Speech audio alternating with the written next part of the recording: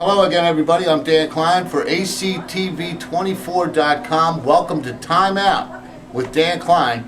And as is true to our mission here on ACTV24.com and to bringing you community programming to find out who your neighbors are, who the businesses that you deal with every single day, we bring you one of our favorite restaurants in Atlantic City and in the South Jersey area, the owner of Angelonis 2 in Atlantic City, right on the corner of Arctic and Georgia Avenue. Since 1981, Alan Angeloni. Alan, thanks for joining us on Time Out, ACTV24.com. My pleasure, Dan. We were talking before we went on camera here.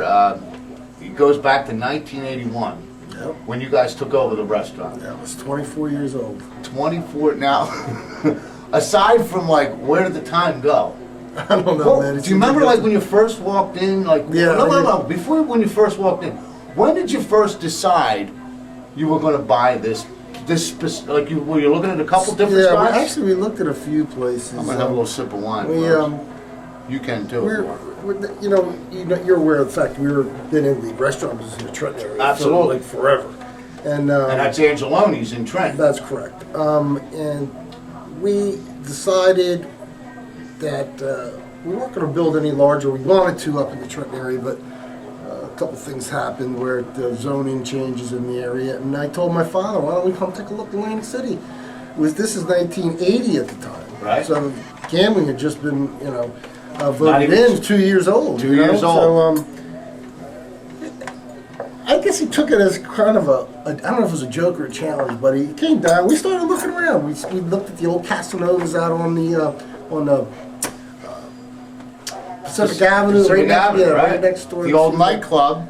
Yeah, and from the disco, left over from the disco days. We looked at that, but the parking was and then we looked at Montego Bay, which is now, I think it's a Ramada Inn or Ramada Express, right there on the Black Horse. Absolutely, I remember the Montego with the little palm tree out front. But the island in the center of the Black Horse plate was like a no-no. Okay.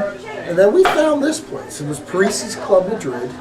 Actually, a friend of my father's who had a bar in the Trenton area called the Dart Tavern.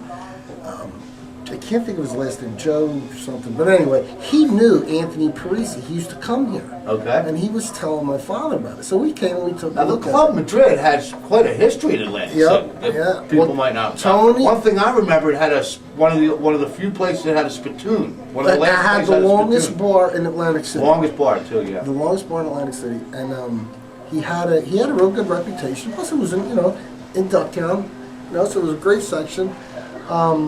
There was Atlantic City's in transition at that time because of the casinos, a lot of speculation going on and stuff like that. And to make a long story short, we came in, we met Anthony and Marion Parisi. The setup of the place kind of fit our needs, but we knew that we'd have to come in and just completely gut it and start from scratch. Right. And so we signed the papers in April of '81, opened in the bar in July of '81, and the dining room in August of '81.